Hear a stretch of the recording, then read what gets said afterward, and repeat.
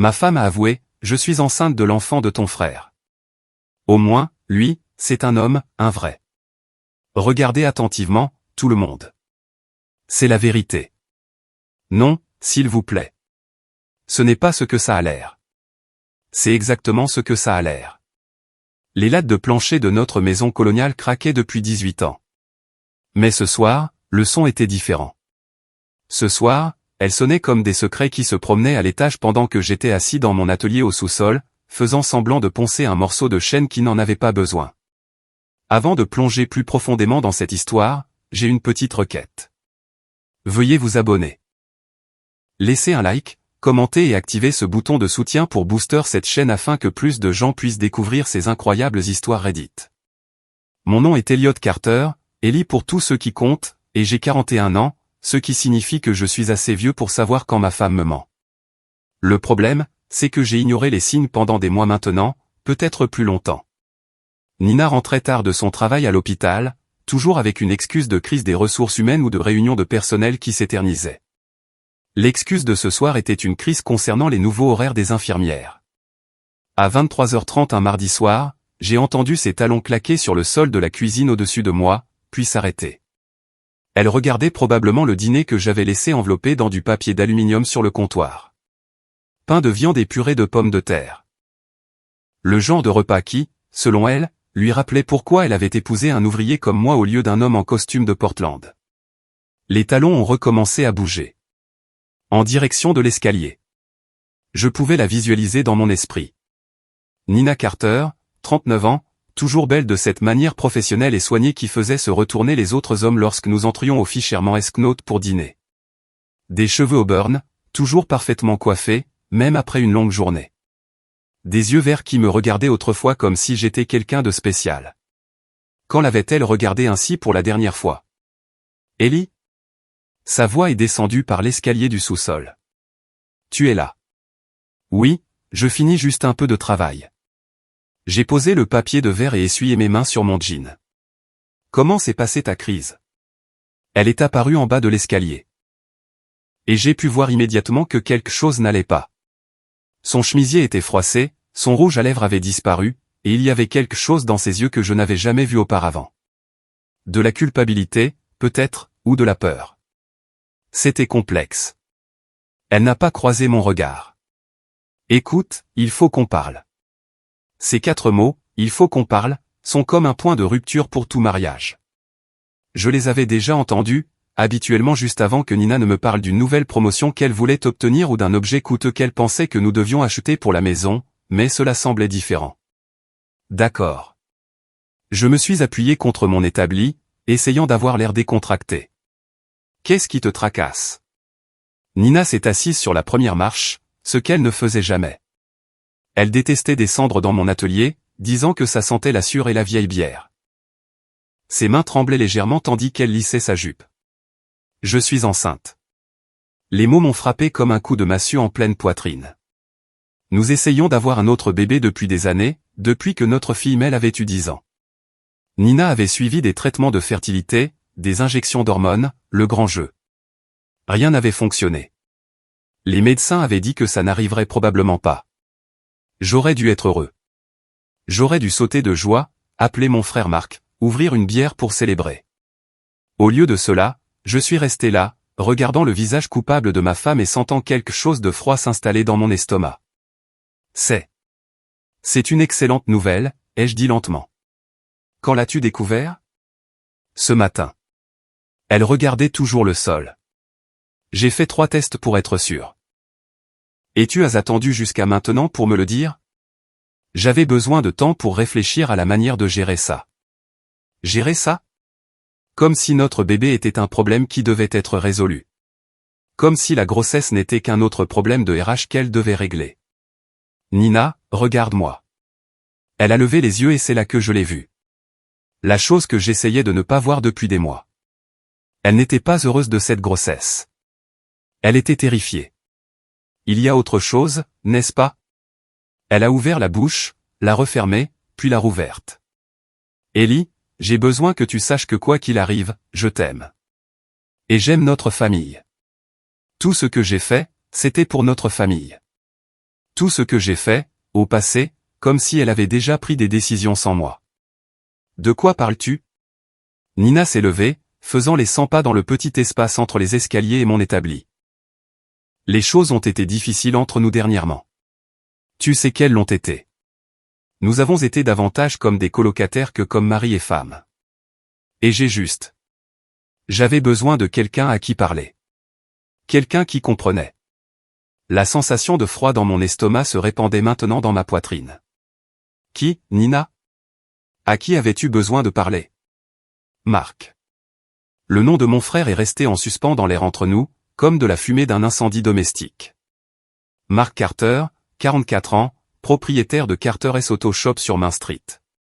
Mark Carter, qui venait plus souvent à la maison dernièrement, toujours avec une excuse pour vouloir passer du temps avec sa nièce Mel. Mark Carter, qui avait divorcé de sa femme, Lisa, il y a 6 mois. Mark Carter, qui avait toujours été l'enfant prodige de notre famille, tandis que j'étais juste le frère cadet qui travaillait de ses mains. Tu as parlé à Mark. J'ai gardé ma voix égale, mais à l'intérieur, je criais. Au début, c'était innocent, juste un café quelquefois pendant mes pauses déjeuner. Il traversait son divorce. Et tu sais comment il est quand il est contrarié. Il avait besoin d'un ami. Et tu avais besoin d'un ami aussi. Oui. Le mot est sorti à peine un murmure. Je me suis dirigé vers mon armoire à outils et j'ai sorti une bière du mini-frigo que j'y gardais. Mes mains étaient stables lorsque je l'ai ouverte, ce qui m'a surpris. J'aurais dû trembler, ou jeter des objets, ou faire des trous dans la cloison sèche. Au lieu de cela, je me sentais juste engourdi. Depuis combien de temps? Ai-je demandé. Ellie, depuis combien de temps couches-tu avec mon frère? Elle a tressailli comme si je l'avais giflé. Ce n'est pas comme ça. Ce n'est pas une simple aventure bon marché. Nous avons des sentiments l'un pour l'autre. De vrais sentiments. J'ai ri, et le son a résonné sur les murs du sous-sol. De vrais sentiments. C'est comme ça que tu appelles le fait de coucher avec le frère de ton mari dans son dos pendant quoi? 3 mois? 4? 6 semaines. Sa voix était faible. Ce n'est que depuis 6 semaines. 6 semaines. J'ai fait le calcul dans ma tête. Le timing correspondait parfaitement à sa grossesse. Alors, le bébé. Je ne sais pas, elle pleurait maintenant, le mascara coulant sur ses joues. Honnêtement, je ne sais pas à qui il est, mais Ellie, j'ai besoin que tu comprennes quelque chose.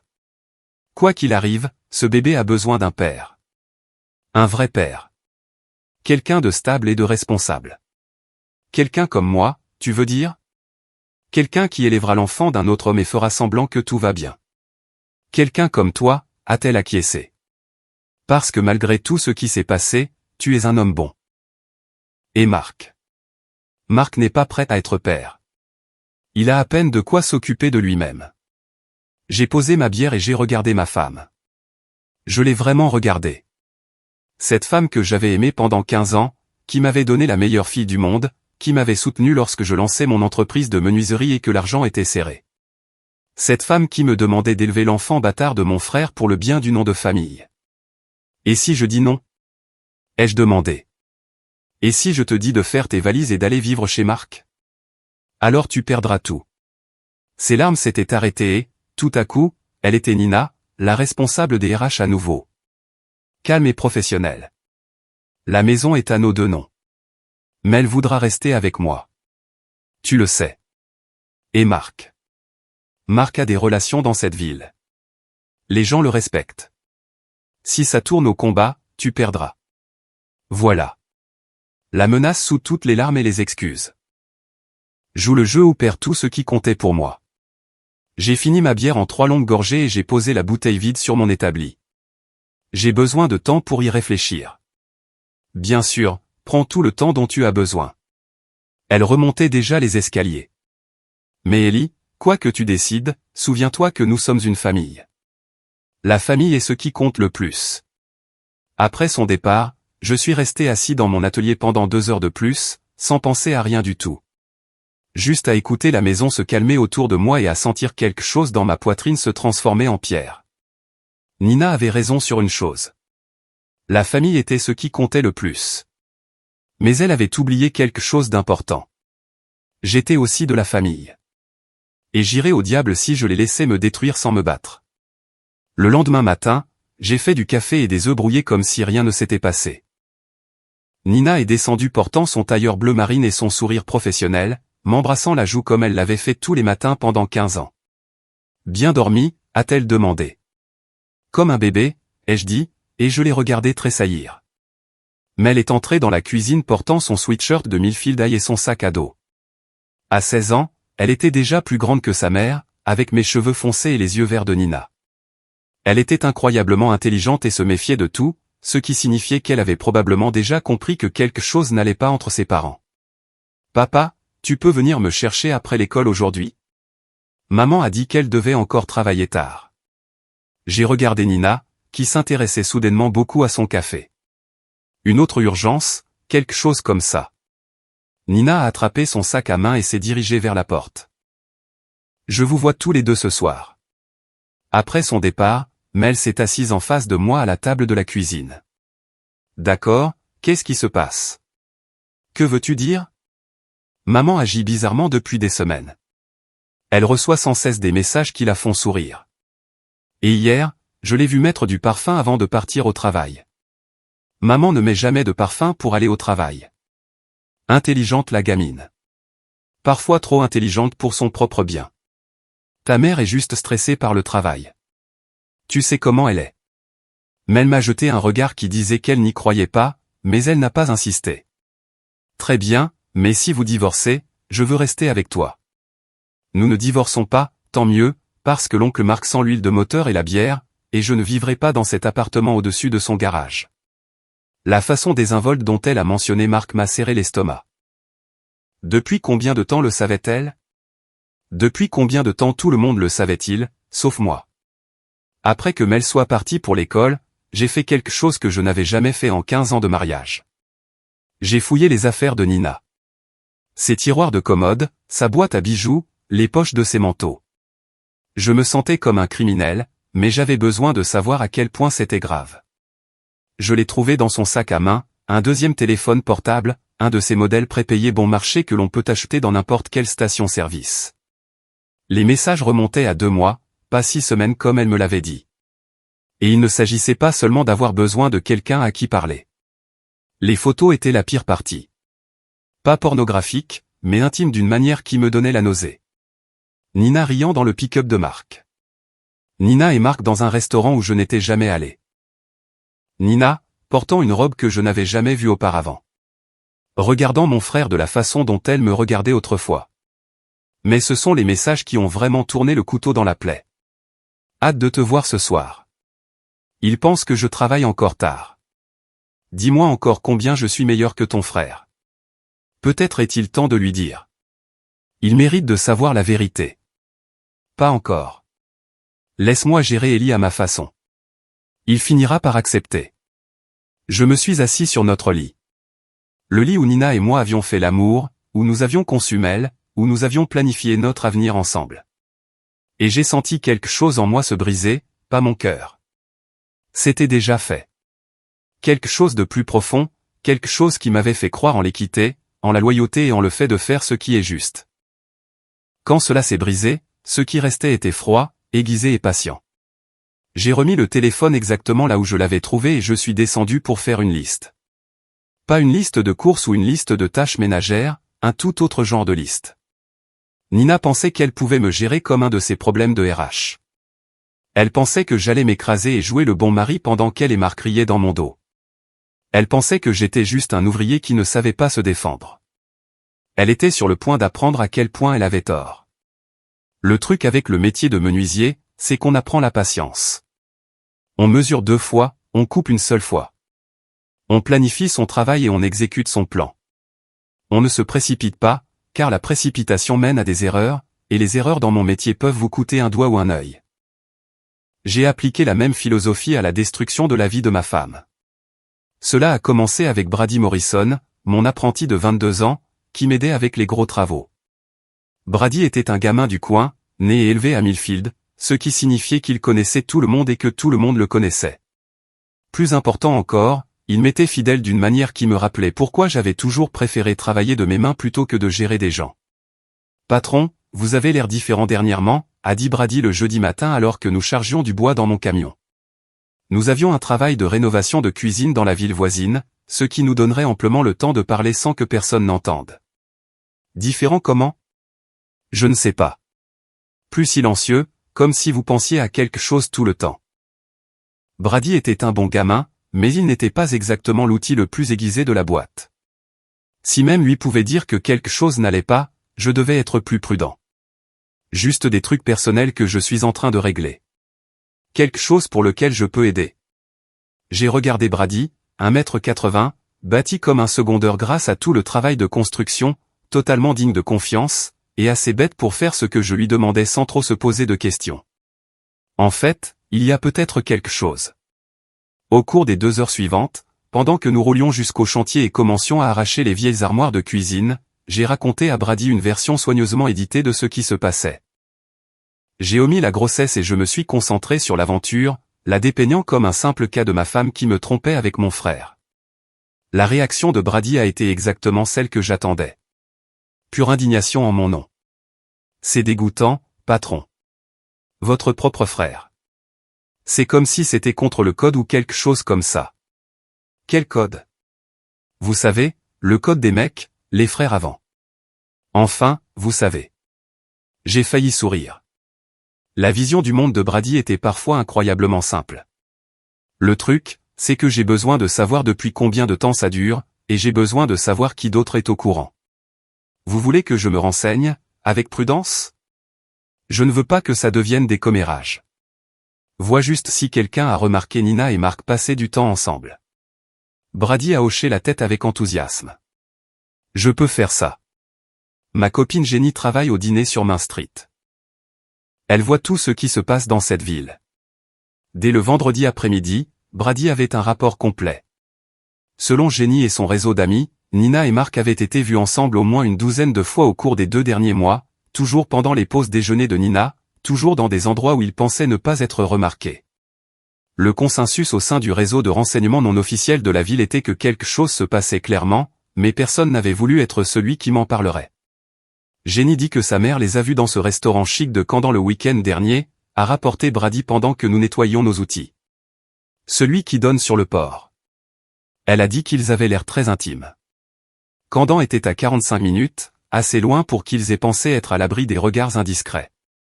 Cela me disait que ce n'était pas juste une aventure occasionnelle. Ils faisaient des efforts pour être ensemble, faisant des sorties romantiques, agissant comme un vrai couple. La nouvelle aurait dû faire mal, mais au lieu de cela, elle a juste alimenté la colère froide qui grandissait en moi toute la semaine. Ils pensaient être si intelligents, se faufilant dans mon dos. Ils n'avaient aucune idée que j'avais 10 longueurs d'avance sur eux. Patron, a dit Brady, l'air mal à l'aise. Jenny a entendu dire que Mark disait aux gens qu'il envisageait de se remettre avec son ex-femme, Lisa. Comme très bientôt. Cela m'a arrêté net. Se remettre avec Lisa? Oui. Apparemment, il a dit à quelqu'un au garage qu'il avait fait une erreur en divorçant et qu'il allait essayer de la reconquérir. J'ai réfléchi à cette nouvelle information en rentrant chez moi. Si Mark disait aux gens qu'il voulait se réconcilier avec Lisa, qu'est-ce que cela signifiait pour Nina? Avait-il l'intention de la larguer une fois leur aventure terminée? Ou n'était-ce qu'un autre mensonge destiné à éloigner les soupçons? Dans tous les cas, cela m'a donné une idée.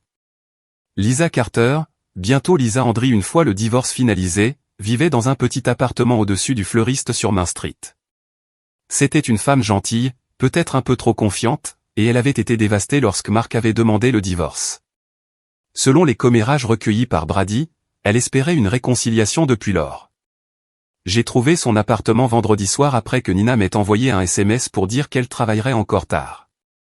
Lisa a ouvert la porte en pantalon de yoga et pull trop grand, l'air surprise de me voir. Ellie, est-ce que tout va bien? Salut, Lisa. Je suis désolé de te déranger, mais je me demandais si nous pouvions parler de Mark. Son visage s'est illuminé d'espoir, ce qui m'a fait me sentir comme un parfait salaud pour ce que j'étais sur le point de faire. Mais c'était la guerre maintenant, et dans la guerre, parfois des innocents se blessent. Bien sûr. Entre. Tu veux du café? L'appartement de Lisa était petit mais confortable, décoré avec le genre de touche féminine dont Marc s'était probablement plein lorsqu'ils étaient mariés. Coussins décoratifs, bougies parfumées, photos de famille et d'amis. C'était le genre d'endroit où une personne pouvait se sentir en sécurité et aimée. Lisa, j'ai besoin de te demander quelque chose, et je veux que tu saches que je ne le demande que parce que je tiens à toi. Elle s'est assise en face de moi, les mains jointes sur ses genoux comme une écolière. D'accord. Est-ce que Marc a été en contact avec toi récemment pour se remettre ensemble? Oui. Le mot a éclaté d'elle comme si elle le retenait depuis des semaines. Il m'a appelé dimanche dernier et a dit qu'il avait pensé à nous. Il a dit que le divorce était une erreur et qu'il voulait réessayer. Qu'est-ce qu'il a dit exactement? Il a dit qu'il avait été confus pendant un moment, mais qu'il savait maintenant ce qu'il voulait vraiment. Il a dit qu'il voyait quelqu'un d'autre, mais que cela ne signifiait rien. Juste une aventure de transition pour l'aider à se remettre de notre mariage. Une aventure de transition. C'est ainsi que Marc avait décrit sa relation avec ma femme. J'ai mis cette information de côté pour un usage ultérieur. A-t-il dit qui il voyait? Lisa secoua la tête. Il a dit que cela n'avait pas d'importance parce que c'était fini. Il voulait se concentrer sur nous maintenant.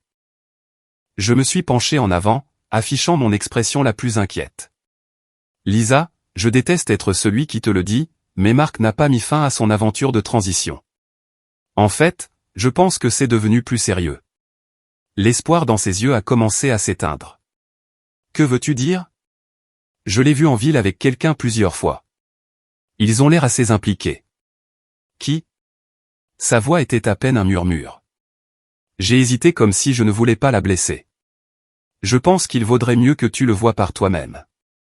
Ils se retrouvent généralement pour le déjeuner à ce petit café sur Arbor Street demain vers midi. C'était un mensonge. Nina et Marc se rencontraient habituellement dans un motel en dehors de la ville, mais j'avais besoin que Lisa les voie ensemble. J'avais besoin qu'elle comprenne que Marc jouait avec elle, tout comme il jouait avec tout le monde. Tu penses qu'il me ment? Je pense que Marc dit aux gens ce qu'ils veulent entendre, et je pense que tu mérites mieux que ça. J'ai quitté l'appartement de Lisa avec l'impression d'avoir besoin d'une douche, mais aussi avec le sentiment d'avoir allumé la première mèche d'une très grande explosion. Dès demain après-midi, Lisa connaîtrait la vérité sur l'aventure de transition de Marc, et une fois qu'elle le saurait, elle le dirait à d'autres personnes. Le réseau de commérage de Millfield était plus rapide et plus efficace qu'Internet. Samedi matin, j'ai fait quelque chose que je n'avais jamais fait auparavant. J'ai appelé pour me déclarer malade au travail. J'ai dit au client que j'avais une intoxication alimentaire et que je devrais reporter la rénovation de la salle de bain que nous avions prévue pour le week-end. Ensuite, j'ai conduit jusqu'à Arbor Street et j'ai attendu. La voiture de Nina s'est arrêtée au café à 11h45. Elle portait une robe rouge que je n'avais jamais vue et des talons qui n'étaient certainement pas appropriés pour un déjeuner décontracté. Le pick-up de Marc est arrivé 5 minutes plus tard, et j'ai regardé mon frère en sortir portant son meilleur jean et une chemise boutonnée qui avait l'air d'avoir été repassée. Ils se sont rencontrés à l'entrée du café avec un baiser qui a duré assez longtemps pour me tordre l'estomac. Ensuite, ils sont entrés, pensant probablement qu'ils étaient en sécurité parce que c'était un nouvel endroit, un endroit où ils n'avaient jamais été vus auparavant. Ils avaient tort. J'avais appelé Lisa une heure plus tôt et suggéré qu'elle pourrait vouloir faire un tour sur Arbor Street vers midi. J'en avais aussi parlé à Brady, qui en avait parlé à Jenny, qui en avait probablement parlé à la moitié de la ville à présent. Effectivement, la voiture de Lisa est apparue au bout du pâté de maison à midi pile. Je l'ai regardée se garer en face du café et rester assise là un instant, rassemblant son courage. Puis, elle est sortie et s'est dirigée vers la vitrine. Je ne pouvais pas voir son visage de l'endroit où j'étais garé, mais je pouvais voir son langage corporel. La façon dont elle est restée parfaitement immobile pendant environ 30 secondes, puis a fait un pas en arrière comme si elle avait été poussée. La façon dont ses mains sont montées pour couvrir sa bouche. Lisa est restée là 1 minute de plus, fixant à travers la fenêtre son mari et ma femme, partageant un déjeuner intime. Puis elle s'est retournée et est retournée à sa voiture avec les pas prudents et mesurés de quelqu'un qui essayait très fort de ne pas s'effondrer en public. Je l'ai suivie jusqu'à son appartement et j'ai frappé à sa porte. Quand elle a répondu, ses yeux étaient rouges et bouffis, mais elle ne pleurait plus. Elle avait l'air en colère, ce que j'espérais exactement. « Tu avais raison », a-t-elle dit simplement. « Je suis désolé. J'espérais vraiment que j'avais tort. »« Non, tu ne le es pas », elle s'est écartée pour me laisser entrer. Et moi non plus. Je suis contente de connaître la vérité. Qu'est-ce que tu vas faire? Lisa s'est dirigée vers sa cuisine et s'est servi un verre de vin, même s'il n'était même pas 13 heures. Je vais m'assurer que tout le monde dans cette ville sache quel genre d'homme est vraiment Mark Carter. Et je vais m'assurer que sa petite amie sache qu'elle n'est pas aussi spéciale qu'elle le pense. Lisa, ne. Elle a levé la main pour m'arrêter. Je sais que tu essaies d'être gentil, Ellie, mais j'en ai fini d'être l'ex-femme compréhensive. Mark a fait son choix. Maintenant, il va devoir vivre avec les conséquences. J'ai quitté l'appartement de Lisa avec le sentiment d'avoir accompli quelque chose d'important. Le premier domino avait été poussé et bientôt les autres commenceraient à tomber. Mais je n'avais pas encore fini. Loin de là. Ce soir-là, j'étais dans mon atelier quand j'ai entendu Nina rentrer. Elle fredonnait quelque chose à voix basse, ce qui signifiait que son déjeuner s'était bien passé. J'ai attendu qu'elle ait eu le temps de se changer et de commencer le dîner avant de monter. Comment s'est passé le travail? Ai-je demandé, l'embrassant sur la joue comme un bon mari. Oh, tu sais, toujours la même chose. Elle faisait des pâtes. Quelque chose de simple qui ne nécessiterait pas trop d'attention. Comment s'est passée ta journée? Intéressante. J'ai croisé Lisa Carter cet après-midi. La main de Nina a fait une pause un instant alors qu'elle remuait la sauce. Oh, comment va-t-elle? Pas très bien. Apparemment, Mark lui disait qu'il voulait se remettre avec elle, mais elle a découvert aujourd'hui qu'il voyait toujours quelqu'un d'autre. C'est terrible. La voix de Nina était soigneusement neutre. Pauvre Lisa. Oui, elle est très bouleversée. Elle a dit qu'elle allait s'assurer que tout le monde sache quel genre d'homme il est vraiment. Cette fois, Nina s'est définitivement tendue. Que veux-tu dire? Tu sais comment sont les petites villes. Une fois que le bruit court que Mark a menti à son ex-femme tout en ayant une liaison, les gens vont parler. Lisa semblait très déterminée à s'assurer que toute la ville soit au courant. Nina a posé sa cuillère et s'est tournée vers moi. Ellie, qu'est-ce que Lisa t'a dit exactement? Juste qu'elle a vu Mark avec une femme dans un café sur Arbor Street. Elle semblait penser que c'était sérieux, pas juste une aventure occasionnelle. J'ai observé attentivement le visage de Nina pendant qu'elle traitait cette information. Elle essayait de déterminer à quel point Lisa était au courant et dans quel pétrin elle se trouvait. Je pouvais presque voir les rouages tourner dans sa tête. Est-ce qu'elle a dit qui était la femme? Non, mais elle semblait assez déterminée à le découvrir. Nina hocha lentement la tête, puis se tourna vers sa cuisine. Mais je pouvais voir la tension dans ses épaules, la façon dont ses mouvements étaient devenus raides et mécaniques. Le dîner sera prêt dans 10 minutes, dit-elle. Génial. Je vais chercher Mel. Alors que je montais chercher notre fille, je souriais pour la première fois depuis une semaine. Nina avait peur, et elle devrait l'être, car ce n'était que le début. Dès lundi matin, toute la ville saurait que Mark Carter trompait sa réconciliation avec son ex-femme. Et il ne faudrait pas longtemps avant que quelqu'un ne découvre qui était l'autre femme. Les dominos commençaient à tomber et c'était moi qui les poussais. Dès lundi matin, le réseau de commérage de Millfield fonctionnait à pleine capacité. Je pouvais le dire parce que lorsque je me suis arrêté à la quincaillerie pour des fournitures, le vieux Pet Kowalski m'a jeté un regard à moitié pitié, à moitié curiosité. Bonjour, Ellie. Comment va la famille? Dans une petite ville, comment va la famille, n'était pas juste une conversation polie. C'était une partie de pêche. Pet avait entendu quelque chose et il essayait de comprendre à quel point j'étais au courant. La famille va bien, Pet. Pourquoi tu demandes? Oh, pour aucune raison. J'ai juste entendu dire qu'il pourrait y avoir des changements à venir. J'ai acheté mes fournitures et j'ai laissé Pet se demander ce que je savais et quand je l'avais découvert. Laissez-le se demander. Laissez-les tous se demander. La beauté des commérages de petites villes, c'est que ça se propage comme une traînée de poudre, mais ça se déforme aussi en passant d'une personne à l'autre. Au moment où une histoire fait le tour de la ville, elle n'est généralement qu'à moitié vraie, mais les faits essentiels demeurent. Mark Carter a été vu avec une femme mystérieuse, son ex-femme était furieuse, et quelque chose de grand était sur le point de se produire. Ce que personne ne savait encore, c'est que j'étais en train d'orchestrer tout cela. Brady m'a rejoint sur le chantier avec du café et des informations. Patron, vous n'allez pas croire ce que Jenny a entendu au dîner ce matin. Et c'est moi. Lisa Carter est arrivée vers 7 heures, juste quand il y avait la foule du petit déjeuner. Elle s'est assise au comptoir et a dit à tous ceux qui voulaient écouter que Marc lui avait menti sur le fait de vouloir se remettre ensemble. Elle a dit qu'il avait une liaison avec une femme mariée et qu'elle allait découvrir qui c'était. J'ai siroté mon café et j'ai essayé d'avoir l'air suffisamment préoccupé. A-t-elle dit autre chose? Oui. Elle a dit que la femme avait les cheveux roux et conduisait une Honda Civic argentée. Et elle a dit qu'ils se rencontraient partout en ville depuis des semaines. Nina conduisait une Honda Civic argentée. Et bien que ses cheveux fussent techniquement auburn, ils semblaient roux sous certaines lumières. Lisa se rapprochait de la vérité, ce qui signifiait que je devais accélérer mon calendrier. Brady, j'ai besoin que tu fasses quelque chose pour moi, mais ça doit rester entre nous. Bien sûr, patron. De quoi avez-vous besoin? J'ai sorti mon téléphone et je lui ai montré une photo que j'avais prise du téléphone portable secret de Nina. J'ai besoin que tu appelles ce numéro ce soir vers 20h. Ne dis rien. Raccroche juste quand quelqu'un répond. D'accord. Pourquoi? Parce que je veux voir comment ma femme réagit quand elle reçoit un appel téléphonique mystérieux. Brady avait l'air confus mais a hoché la tête.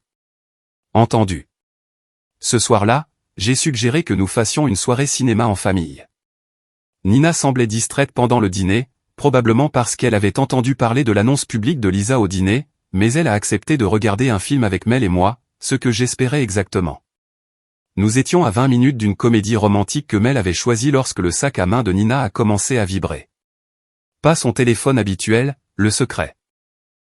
Les yeux de Nina se sont écarquillés juste une seconde avant qu'elle ne contrôle son expression. Je devrais vérifier. Ça pourrait être le travail. Elle s'est levée et est allée à la cuisine, et je pouvais l'entendre répondre à voix basse. Allô? Allô? Une pause, puis, qui est à l'appareil? Une autre pause. Puis elle a raccroché et est revenue au salon, l'air ébranlé. Tout va bien, ai-je demandé. Mauvais numéro, je suppose. Mais je pouvais voir qu'elle était secouée. Quelqu'un avait son numéro secret, le numéro que seul Marc était censé avoir. Cela signifiait soit que Marc jouait avec elle, soit que quelqu'un d'autre avait découvert leur liaison. L'une ou l'autre possibilité la rongerait toute la nuit. Maman, tu as l'air bizarre, a observé Mel avec l'honnêteté brutale d'une jeune de 16 ans. Tu te sens malade? Juste fatigué, chérie. Longue journée au travail. Nous avons fini le film, mais Nina ne faisait clairement pas attention. Elle vérifiait sans cesse son téléphone, les deux téléphones, et sursautait au moindre bruit. Quand Mel est montée faire ses devoirs, Nina s'est tournée vers moi avec un sourire forcé.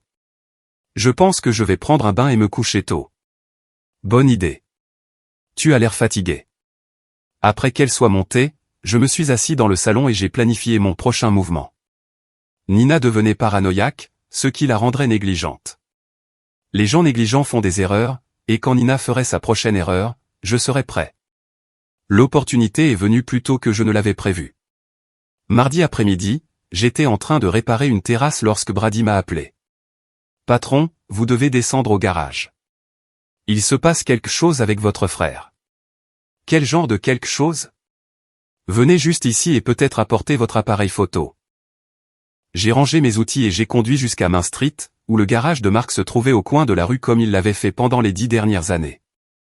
Il y avait une petite foule rassemblée à l'extérieur, ce qui à Millfield signifiait généralement soit un accident, soit une bagarre. C'était une bagarre. Lisa Carter se tenait au milieu du garage de Marc, tenant ce qui ressemblait à une pile de photographies et criant à tue-tête. Marc essayait de la calmer, mais elle ne voulait rien savoir. Espèce de menteur. La voix de Lisa portait clairement à travers les portes ouvertes. Tu m'as dit que c'était fini. Tu m'as dit que tu voulais arranger les choses. Lisa, s'il te plaît, parlons-en en privé. En privé? Elle a ri, mais ce n'était pas un son joyeux. Comme toi et ta petite amie avez parlé en privé, comme vous vous êtes rencontrés en privé dans des motels et des restaurants partout dans le comté. La foule à l'extérieur grandissait.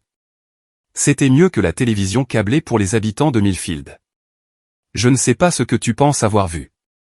Je ne l'ai pas seulement vu, Marc. J'ai des photos. Lisa a brandi une des photographies, et même de là où j'étais, je pouvais voir que c'était un cliché clair de Marc et Nina s'embrassant devant un restaurant. Où as-tu eu ça? La voix de Marc était devenue faible, ce qui signifiait qu'il était soit très en colère, soit très effrayé. Est-ce que ça a de l'importance? Le fait est que je sais qui elle est maintenant. Nina Carter, la femme de ton frère, la mère de ta nièce. La foule est devenue silencieuse. Dans une petite ville, c'était le genre de scandale dont les gens parleraient pendant des années. Le visage de Mark était devenu pâle. Lisa, tu ne comprends pas, je comprends parfaitement. Tu as couché avec la femme enceinte de ton frère tout en me mentant sur tes intentions de nous réconcilier. Femme enceinte. Alors, Lisa avait fait ses devoirs et découvert l'état de Nina. Cela s'améliorait de minute en minute. Comment as-tu découvert qu'elle est enceinte? J'ai des amis à l'hôpital, Mark. Des amis qui savent quelles patientes viennent faire des tests de grossesse. Mark a regardé autour de lui désespérément, espérant probablement trouver un moyen de se sortir de cette situation sans que toute la ville ne sache ses affaires. Ses yeux m'ont trouvé dans la foule. Et pendant un instant, nous nous sommes juste regardés. J'aurais pu m'avancer. J'aurais pu essayer de désamorcer la situation, peut-être amener Lisa à se calmer et à avoir cette conversation en privé. C'est ce que l'ancien Eli aurait fait. L'Eli qui croyait en la loyauté familiale et en le fait de faire ce qui est juste. Au lieu de cela, j'ai sorti mon téléphone et j'ai commencé à enregistrer. Tu veux savoir le meilleur, a continué Lisa, sa voix devenant plus forte. Nina est venue me voir hier. Elle voulait t'expliquer que ce n'était qu'un gros malentendu. Elle a dit que tu lui avais dit que notre mariage était vraiment terminé et qu'elle pensait t'aider à passer à autre chose. C'était une nouvelle pour moi. Nina était allée voir Lisa? Quand et pourquoi ne l'avait-elle pas mentionné? Elle semblait penser que je lui serais reconnaissante de s'être occupée de toi pendant ton divorce difficile. Comme si elle me rendait service en couchant avec mon mari. La foule murmurait maintenant, les gens chuchotant les uns aux autres et secouant la tête. À Millfield, il y avait des règles non écrites à ce sujet. On ne couchait pas avec le frère de son mari. On ne mentait pas à son ex-femme sur le fait de vouloir se réconcilier. Et on ne se faisait absolument pas prendre en le faisant devant toute la ville. Mark et Nina avaient enfreint toutes les règles, et maintenant ils allaient en payer le prix. Lisa, s'il te plaît. S'il te plaît quoi? S'il te plaît, tais-toi pour que tu puisses continuer à jouer sur les deux tableaux. S'il te plaît, fais semblant que je ne sais pas que tu l'as mise enceinte. Un autre murmure de la foule. Cela se transformait en scandale de la décennie. S'il te plaît, donne-moi juste une chance d'expliquer. Lisa la regardait longuement, et je pouvais la voir peser ses options. Elle pouvait s'en aller maintenant, ayant fait valoir son point de vue et l'ayant humiliée devant la moitié de la ville. Ou elle pouvait porter le coup de grâce. Elle a choisi le coup de grâce. Expliquer à qui, Mark? À moi? À ton frère? À ta petite amie enceinte? Ou peut-être devrais-tu expliquer à ta nièce que son oncle est aussi le père de son petit frère? La foule ne murmurait plus. Elle était silencieuse, accrochée à chaque mot. Le visage de Mark était maintenant rouge vif. Ça suffit. Ça suffit? Parce que je ne pense pas que ce soit suffisant. Je pense que tout le monde dans cette ville devrait savoir exactement quel genre d'homme tu es. Elle s'est tournée vers la foule, brandissant les photographies comme des preuves lors d'un procès. Mark Carter a une liaison avec la femme de son frère depuis des mois. Il l'a mise enceinte, et maintenant il essaie de convaincre son mari d'élever le bébé comme le sien. Et pendant qu'il faisait tout cela, il me disait qu'il voulait sauver notre mariage. La foule commençait à réagir maintenant. Les gens secouaient la tête, faisaient des bruits de dégoût, parlaient entre eux. Dans une petite ville, la réputation était tout. Et la réputation de Mark était en train d'être détruite en temps réel. Lisa, ce n'est pas quoi? Pas vrai? Quelle partie n'est pas vraie, Mark? La partie où tu as menti à ton frère? La partie où tu m'as menti? Ou la partie où tu as mis ta belle-sœur enceinte et t'attendais à ce que tout le monde nettoie ton gâchis? Mark a regardé autour de lui désespérément, espérant probablement que quelqu'un interviendrait et le sauverait, mais personne n'a bougé. C'était son gâchis, et il allait devoir s'en occuper lui-même. Je n'ai jamais voulu que tout cela arrive. Mais c'est arrivé, et maintenant tout le monde le sait. Lisa a laissé tomber les photographies sur le sol et s'est dirigée vers la foule. Les gens se sont écartés pour la laisser passer, et elle est passée juste à côté de moi sans sembler remarquer que j'étais là. Après son départ, la foule a commencé à se disperser, mais lentement. Les gens parlaient encore, traitaient encore ce qu'ils venaient de voir. Marc se tenait dans l'embrasure de son garage, l'air d'avoir été frappé par un camion. Ses yeux m'ont trouvé à nouveau, et cette fois, il s'est approché. Ellie, je peux expliquer. Le peux-tu? Ce n'est pas ce que ça a l'air. J'ai regardé mon frère, cet homme que j'avais admiré toute ma vie, qui avait toujours été celui qui réussissait, le populaire, celui que tout le monde respectait, et je n'ai ressenti rien d'autre que du mépris. Il semble que tu aies couché avec ma femme et que tu l'aies mise enceinte. Quelle partie de cela a besoin d'être expliquée? Je n'ai jamais voulu que ça aille aussi loin. Mais c'est allé aussi loin. Et maintenant toute la ville est au courant. Marc a jeté un regard nerveux autour de lui. La plupart de la foule s'était dispersée, mais il y avait encore quelques personnes qui s'attardaient, espérant probablement entendre plus de drames. « Qu'est-ce que tu vas faire ?» a-t-il demandé. C'était une question juste. Que allais-je faire? L'ancien Ellie aurait essayé de s'arranger. Peut-être suggérer une thérapie de couple ou une séparation à l'amiable. L'ancien Ellie aurait fait passer les besoins de Mel en premier et aurait essayé de maintenir la famille unie. Mais l'ancien Ellie était parti. Je vais rentrer à la maison et dîner avec ma fille, ai-je dit. Et ensuite, je vais trouver comment lui expliquer que son oncle est un menteur sans scrupules et que sa mère est une traîtresse. Marc a tressailli comme si je l'avais frappé. Ellie, reste loin de ma famille, Marc, et reste loin de moi. Je suis retourné à mon camion, sachant que tous ceux qui traînaient encore me regardaient partir. Laissez-les regarder. Laissez-les voir comment un homme est censé gérer la trahison. Quand je suis rentré à la maison, Nina était déjà là, faisant les 100 pas dans la cuisine comme un animal en cage. Elle avait manifestement entendu parler de la crise publique de Lisa. « Il faut qu'on parle », a-t-elle dit dès que je suis entré. Je pense que nous avons assez parlé. Ellie, s'il te plaît. Je sais à quoi ça ressemble, mais... Ça ressemble à ce que toi et mon frère vous êtes moqués de moi pendant des mois. Ça ressemble à ce que tu es enceinte de son bébé, et que tu t'attends à ce que je prétende que c'est le mien. Il semble que toute la ville soit au courant maintenant, grâce à la petite performance de Lisa cet après-midi. Le visage de Nina s'est froissé. Tu étais là. J'étais là. Avec environ 20 autres personnes qui appellent probablement leurs amis en ce moment pour partager la nouvelle. Oh mon Dieu. Elle s'est assise lourdement à la table de la cuisine. C'est un désastre. Pour toi, peut-être. Pour moi, c'est juste la vérité qui éclate enfin. Nina m'a regardé avec des larmes dans les yeux. Qu'est-ce que tu veux que je fasse? C'était la même question que Marc avait posée, et je lui ai donné la même réponse que j'aurais dû lui donner. Je veux que tu fasses tes valises et que tu quittes ma maison. Ellie, ce soir. Je veux que tu sois partie ce soir. Et Mel? Et elle, quoi? C'est ma fille aussi. Elle a 16 ans. Elle peut décider elle-même où elle veut vivre. Comme par magie, Mel est entrée par la porte d'entrée, son sac à dos jeté sur son épaule et son téléphone à la main. Elle a jeté un coup d'œil au visage de Nina baigné de larmes à mon expression de colère et a soupiré. Laissez-moi deviner. Toute cette histoire à propos de maman et de l'oncle Marc est vraie. Nina a haleté. Mel. Maman, s'il te plaît. Jenny Morrison m'a envoyé un SMS il y a 1 heure.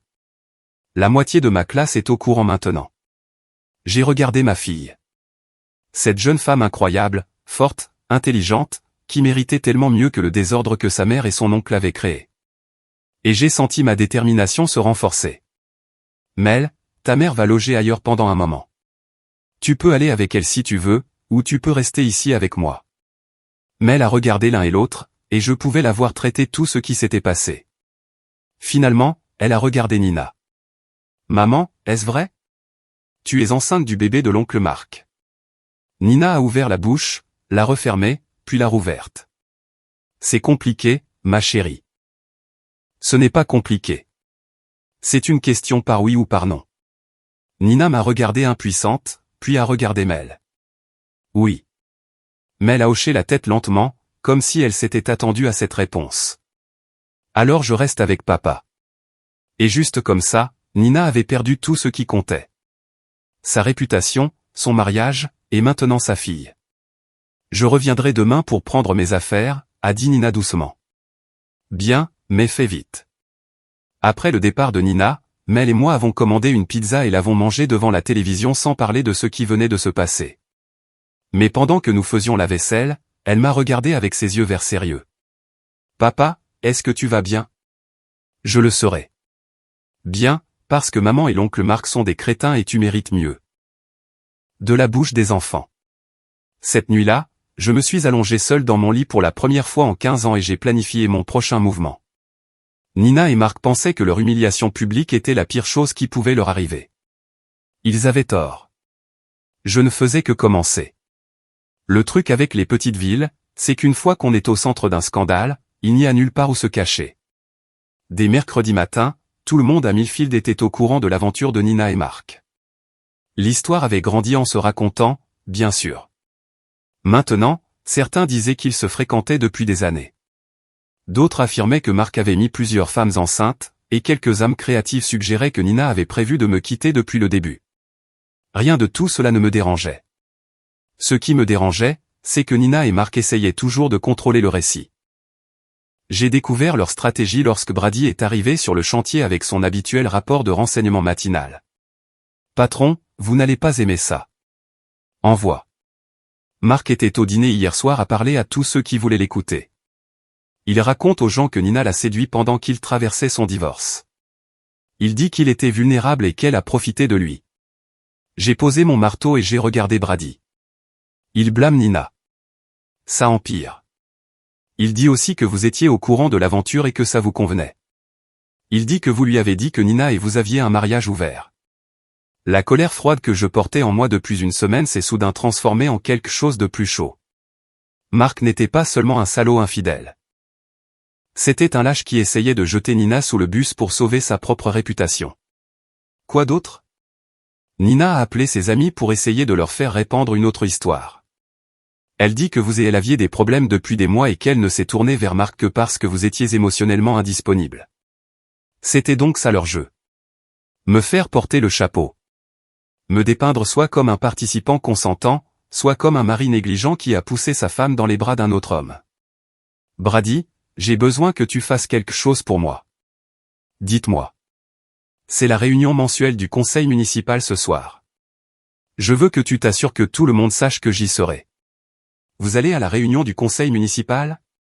Je vais raconter ma version de l'histoire et je vais m'assurer que tout le monde l'entende. Cet après-midi-là, j'ai fait quelque chose que je n'avais pas fait depuis des années. J'ai acheté une nouvelle chemise et une cravate. Si j'allais faire une déclaration publique, je voulais avoir l'air d'un homme qui avait sa vie en ordre, pas comme un cocu pathétique qui ne pouvait pas rendre sa femme heureuse. Le conseil municipal de Millfield se réunissait au sous-sol du centre communautaire dans une salle qui pouvait accueillir peut-être 50 personnes si tout le monde se serrait. Habituellement, les réunions attiraient une douzaine de résidents, principalement des retraités qui n'avaient rien de mieux à faire un mercredi soir. Ce soir, c'était différent. Je suis arrivé 15 minutes en avance et j'ai trouvé la salle déjà à moitié pleine. Le bruit courait que je pourrais me présenter, et les gens étaient curieux d'entendre ce que j'avais à dire. Je reconnaissais la plupart des visages, voisins, clients, personnes que je connaissais depuis des années. Ils m'ont tous regardé entrer avec le genre d'attention prudente habituellement réservé aux scènes d'accident. Nina était là, assise au dernier rang à côté de son amie Tina. Elle avait l'air de ne pas avoir dormi depuis des jours, ce qui était probablement vrai. Marc n'était nulle part, ce qui ne m'a pas surpris. Il avait toujours été meilleur pour commencer les combats que pour les finir. La réunion a commencé avec les affaires ennuyeuses habituelles. Discussion budgétaire, demande de permis, plainte concernant les nids de poules. J'ai tout supporté patiemment, attendant la période de commentaires du public à la fin. Finalement, le maire Davison a ouvert la parole aux commentaires du public. Quelqu'un a-t-il quelque chose qu'il aimerait partager avec le conseil?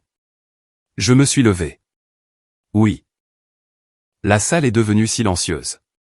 Même les membres du conseil, qui avaient probablement été à moitié endormis pendant la discussion budgétaire, semblaient soudainement alertes. Mon nom est Ellie Carter, et j'ai vécu dans cette ville toute ma vie. La plupart d'entre vous me connaissent comme le gars qui répare vos terrasses et rénove vos cuisines. Certains d'entre vous me connaissent peut-être comme le mari de Nina Carter ou le frère cadet de Mark Carter. J'ai fait une pause, laissant cela faire son chemin. Tout le monde savait pourquoi j'étais là. Je suis ici ce soir parce qu'il y a eu beaucoup d'histoires qui circulent en ville à propos de ma famille, et je pense qu'il est temps que vous entendiez la vérité de quelqu'un qui était réellement là. Nina s'est agitée inconfortablement sur sa chaise. Elle savait ce qui allait arriver. Il y a 2 semaines, ma femme m'a dit qu'elle était enceinte. Cela aurait dû être une bonne nouvelle. Nous essayions d'avoir un autre bébé depuis des années. Mais ensuite, elle m'a dit autre chose. Elle m'a dit qu'elle avait une liaison avec mon frère Marc depuis 2 mois, et qu'elle n'était pas sûre de savoir qui était le père du bébé. Des murmures ont parcouru la salle. Même si tout le monde avait entendu des versions de cette histoire, l'entendre directement de moi la rendait réelle d'une manière que les commérages ne pouvaient pas. Maintenant, j'ai entendu dire que certaines personnes pensent que j'étais au courant de cette affaire et que j'étais d'accord. J'ai entendu dire que certaines personnes pensent que Nina et moi avions un mariage ouvert, quoi que cela signifie. J'ai entendu dire que certaines personnes pensent que j'ai poussé ma femme dans les bras d'un autre homme parce que j'étais un mauvais mari. J'ai regardé directement Nina, qui fixait ses mains. Laissez-moi être clair sur une chose. Je n'avais aucune idée que ma femme me trompait. Je n'avais aucune idée que mon frère me poignardait dans le dos. Et quand je l'ai découvert, je n'étais pas d'accord. La pièce était si silencieuse que je pouvais entendre le système de chauffage se mettre en marche. Je veux aussi être clair sur autre chose. Ma femme n'a pas eu une liaison parce que j'étais un mauvais mari. Elle a eu une liaison parce que c'est une personne égoïste qui voulait quelque chose qu'elle ne pouvait pas avoir, et elle se fichait de qui était blessé dans le processus. Mon frère n'a pas séduit une femme mariée vulnérable. Il a fait un choix délibéré de trahir sa propre famille pour quelques mois d'excitation. Nina pleurait maintenant, mais je n'avais pas fini. J'ai été menuisier dans cette ville pendant 20 ans. J'ai travaillé sur la plupart de vos maisons, résolu vos problèmes, fait mon travail honnêtement et équitablement. J'ai payé mes impôts, entraîné la petite ligue, fait du bénévolat lors des collectes de fonds de l'église. J'ai été un bon voisin et un bon citoyen. J'ai fait une pause à nouveau, les laissant y réfléchir. Mais apparemment, être un homme bon n'est pas suffisant pour empêcher votre femme de coucher avec votre frère. Apparemment, être loyal, travailleur et fidèle fait simplement de vous un pigeon. Les murmures devenaient plus forts maintenant. Les gens hochaient la tête, étant d'accord avec moi. Alors, voici ce que je veux que tout le monde dans cette pièce sache. Je ne méritais pas ce qui m'est arrivé. Ma fille ne méritait pas que sa famille soit détruite par 2 adultes égoïstes qui ne pouvaient pas se contrôler. Et cette ville ne méritait pas d'avoir ce genre de drame déversé sur elle. J'ai regardé autour de la pièce, établissant un contact visuel avec autant de personnes que possible. Nina Carter et Mark Carter ont fait leur choix. Maintenant, ils vont vivre avec les conséquences. Mais je veux que tout le monde sache que je ne vais nulle part. C'est ma ville. Ce sont mes amis. Et je ne vais pas être chassé par l'embarras ou la honte qui appartiennent à quelqu'un d'autre. Je me suis assis dans un silence complet. Pendant environ 10 secondes, personne n'a bougé ni parlé. Puis le vieux Pete Kowalski a commencé à applaudir. En quelques instants, la moitié de la salle applaudissait. Nina s'est levée et est partie sans dire un mot. Après la réunion, les gens sont venus me serrer la main et me tapoter le dos. Ils m'ont dit que j'étais un homme bon qui avait été victime d'une injustice. Ils m'ont dit qu'ils étaient fiers de la façon dont je m'étais comporté. Ils m'ont dit que Nina et Mark étaient des imbéciles qui ne savaient pas ce qu'ils avaient perdu. Ça faisait du bien, mais ce n'était pas suffisant. Le soutien public était agréable, mais ce n'était pas la vengeance. Cela viendrait plus tard. Le lendemain matin, j'ai reçu un appel téléphonique qui a tout changé. Monsieur Carter, ici Janet Hoffman de l'hôpital général de Millfield. J'appelle concernant le statut d'emploi de votre femme. Nina travaillait au RH à l'hôpital, un poste qu'elle occupait depuis 8 ans. C'était un bon poste avec un salaire décent et d'excellents avantages. À quel sujet? Eh bien, une plainte a été déposée contre Madame Carter concernant sa conduite. Le conseil d'administration de l'hôpital se réunit cet après-midi pour discuter de son statut d'emploi et nous voulions vous informer à l'avance qu'il pourrait y avoir des changements. Quel genre de plainte? Je ne peux pas entrer dans les détails, mais cela implique des allégations de comportement non professionnel qui nuisent à la réputation de l'hôpital dans la communauté. J'ai failli sourire. Dans une petite ville, l'hôpital dépendait du soutien de la communauté pour tout, de la collecte de fonds au bénévolat. Si Nina était devenue un passif pour leur réputation, ils n'hésiteraient pas à la laisser partir. Je comprends. Merci de me le faire savoir. Il y a une autre chose, Monsieur Carter. La plainte a été déposée par Lisa Andry. Je crois que vous la connaissez. Lisa avait déposé une plainte contre Nina à l'hôpital. C'était brillant et complètement inattendu. Oui, je connais Lisa. Elle a cité la clause de moralité de l'hôpital dans les contrats des employés. Apparemment, les activités récentes de Madame Carter ont créé une situation que le conseil estime incompatible avec les valeurs de l'hôpital. Après avoir raccroché, je me suis assis dans ma cuisine et j'ai essayé de traiter ce que je venais d'apprendre. Lisa ne s'en prenait pas seulement à Mark, elle s'en prenait aussi à Nina. Et elle utilisait les propres politiques de l'hôpital pour le faire. Je devais admettre que j'étais impressionné. Cet après-midi-là, Nina m'a appelé en pleurs. Ils m'ont viré, Ellie. Ils m'ont vraiment viré. J'ai entendu dire que Lisa avait déposé une plainte. Elle a dit que j'apportais une attention négative à l'hôpital et que je violais la clause de moralité de mon contrat. Était-ce le cas? Ce n'est pas la question. Ils ne peuvent pas virer quelqu'un pour sa vie personnelle. En fait, ils le peuvent. Tu as signé le même contrat que tout le monde. Celui qui dit que les employés sont censés maintenir des normes élevées de conduite personnelle qui reflètent bien l'institution. Tu prends leur parti. Je ne prends le parti de personne. Je souligne juste que les actions ont des conséquences. Nina est restée silencieuse un instant. Qu'est-ce que je suis censé faire maintenant? Je n'ai pas de travail. Je n'ai nulle part où vivre. Mark ne répond même plus à mes appels téléphoniques. Cette dernière partie était intéressante. Mark ne répond pas à tes appels? Il dit que nous devons nous faire discrets jusqu'à ce que tout cela se calme. Il pense que si nous ne sommes pas vus ensemble pendant un certain temps, les gens vont oublier et passer à autre chose. J'ai failli rire. Mark était en train de couper court et de s'enfuir, laissant Nina faire face aux retombées toute seule. C'était exactement ce à quoi je m'attendais de sa part. Où loges-tu? Dans ce motel sur la route 1. Celui près de l'arrêt des camions. Le Pineview Motel était le genre d'endroit où les gens allaient quand ils avaient touché le fond. C'était assez propre, mais ce n'était certainement pas un endroit où quelqu'un comme Nina, qui avait toujours accordé de l'importance aux apparences, voudrait être vu. Et l'argent? J'ai quelques économies. Pas beaucoup, mais assez pour tenir quelques semaines pendant que je cherche un autre emploi. Bonne chance avec ça. Ellie, s'il te plaît. Ne pouvons-nous pas arranger ça pour le bien de Mel? Mel va bien. Elle reste avec moi, tu te souviens. Je veux dire, pour son bien, ne pouvons-nous pas essayer de réparer ça? Aller en thérapie ou quelque chose comme ça? J'y ai réfléchi un instant. L'ancien Ellie aurait pu y penser. L'ancien Ellie croyait aux secondes chances et à la résolution des problèmes, mais l'ancien Ellie était parti. Nina, tu es enceinte du bébé de mon frère. Tu m'as menti pendant des mois. Tu m'as humilié devant toute la ville. Qu'est-ce que tu penses exactement que la thérapie va réparer? J'ai fait une erreur. Tu as fait un choix. De multiples choix. Maintenant, tu vas devoir vivre avec. J'ai raccroché et je suis retourné au travail. Il y avait une rénovation de cuisine qui devait être terminée. Et contrairement à ma vie personnelle, la menuiserie était quelque chose que je pouvais contrôler. Ce soir-là, Mel et moi dînions quand elle a posé la question que je redoutais. Papa, est-ce que maman et toi allez divorcer? Probablement. Bien. J'ai regardé ma fille avec surprise. Bien. Papa, maman t'a trompé avec l'oncle Mark. Elle est enceinte de son bébé. Elle t'a menti pendant des mois et t'a fait passer pour un idiot devant tout le monde. Pourquoi voudrais-tu rester marié à quelqu'un comme ça? De la bouche des enfants encore une fois. Certaines personnes pensent que les familles devraient essayer de résoudre leurs problèmes. Certaines personnes sont stupides.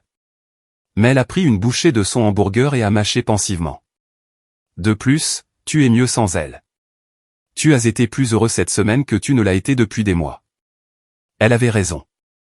Malgré tout ce qui s'était passé, je me sentais mieux. Plus léger d'une certaine manière, comme si j'avais porté un poids dont je n'avais même pas réalisé l'existence. Et toi? Est-ce que ça te convient? Mel haussa les épaules. Maman a fait son choix. Maintenant, elle doit s'en occuper. J'espère juste que le bébé ne ressemble pas à l'oncle Mark. J'ai ri malgré moi. Mel. Quoi? Tu as vu l'oncle Mark dernièrement? Il ne gagnera pas de concours de beauté. Cette nuit-là, je me suis assis dans mon atelier et j'ai réfléchi à tout ce qui s'était passé. Nina avait perdu son emploi et vivait dans un motel bon marché. Marc évitait ses appels et planifiait probablement sa stratégie de sortie. Leur aventure leur avait coûté à tous les deux leur réputation, leur relation et leur position dans la communauté. Cela aurait dû suffire. Ils subissaient tous deux les conséquences de leur choix, et justice avait été rendue. Mais ce n'était pas suffisant. Pas pour moi, car ils pensaient toujours que tout cela n'était qu'un revers temporaire. Ils pensaient toujours que finalement les gens oublieraient et passeraient à autre chose. Ils pensaient toujours qu'ils pouvaient reconstruire leur vie et prétendre que rien de tout cela n'était jamais arrivé. Ils avaient tort. Je n'en avais pas encore fini avec eux. Vendredi matin a apporté le genre de temps d'octobre vif qui rendait la vie dans le Maine si agréable. Les feuilles changeaient de couleur, l'air était pur et j'avais un plan qui se concrétisait enfin. Brady m'a rejoint à la cour à bois avec son café habituel et son rapport de commérage. Mais cette fois, il avait l'air troublé. Patron, on pourrait avoir un problème. Quel genre de problème? Jenny a entendu quelque chose au dîner hier. Marc raconte aux gens que vous l'avez menacé. Il dit que vous prévoyez de faire quelque chose de fou et que les gens devraient rester loin de vous. J'ai chargé une pile de 2x4 dans mon camion pendant que je traitais cette information. Marc essayait de me dépeindre comme le dangereux, le mari instable qui pourrait craquer à tout moment. Qu'a-t-il dit exactement que j'ai menacé de faire? Il n'est pas entré dans les détails, il a juste dit que vous agissiez bizarrement et que vous faisiez des menaces. Il a dit à Jimmy Kowalski que vous buviez beaucoup et que vous parliez de vous venger. Je n'avais pas bu beaucoup. J'avais à peine touché à l'alcool depuis que tout cela avait commencé. Mais Marc était assez intelligent pour savoir que les gens le croiraient. Après tout, n'importe quel homme dans ma situation ne se tournerait-il pas vers la bouteille? Autre chose? Oui. Il a aussi dit que Nina recevait des appels téléphoniques menaçants, des appels anonymes où personne ne dit rien, il les raccroche juste. C'était intéressant. J'avais seulement demandé à Brady de faire un seul appel au téléphone secret de Nina, et c'était il y a des jours. Si elle recevait plus d'appels, quelqu'un d'autre la harcelait. A-t-il dit qui il pense est à l'origine des appels? Brady avait l'air mal à l'aise. Il pense que c'est vous, patron. Bien sûr qu'il le pensait. Marc construisait un récit où j'étais le méchant, le mari fou et vindicatif qui ne pouvait pas accepter que sa femme ait trouvé le bonheur avec quelqu'un d'autre. C'était en fait assez intelligent, si l'on ignorait le fait que c'était un mensonge complet. Brady, j'ai besoin que tu comprennes quelque chose. Je n'ai fait aucun appel téléphonique menaçant à personne. Je n'ai pas bu beaucoup, et je n'ai menacé Marc de rien, sauf de rester loin de ma famille. Je sais ça, patron, mais d'autres personnes pourraient ne pas le savoir. Il avait raison. Marc prenait de l'avance sur l'histoire, se positionnant comme la victime avant que je ne puisse faire mon prochain mouvement. Je devais être plus prudent. Merci pour l'avertissement. Fais-moi savoir si tu entends autre chose. Cet après-midi-là, j'étais en train de rénover une salle de bain lorsque mon téléphone a sonné. Le numéro était masqué, mais j'ai répondu quand même. Ellie Carter. Monsieur Carter, ici le détective Morrison de la police d'État du Maine. J'aimerais vous poser quelques questions concernant des plaintes de harcèlement que nous avons reçues. Morrison, c'était le nom de famille de Brady. Était-ce un de ses parents? Quel genre de plainte de harcèlement? Nous avons reçu des rapports selon lesquels vous auriez fait des appels téléphoniques menaçant à votre femme et à votre frère dont vous êtes séparés. J'espérais que nous pourrions nous asseoir et en parler. Quand et où? Que diriez-vous de cet après-midi? Je peux vous rencontrer au poste de police de Millfield.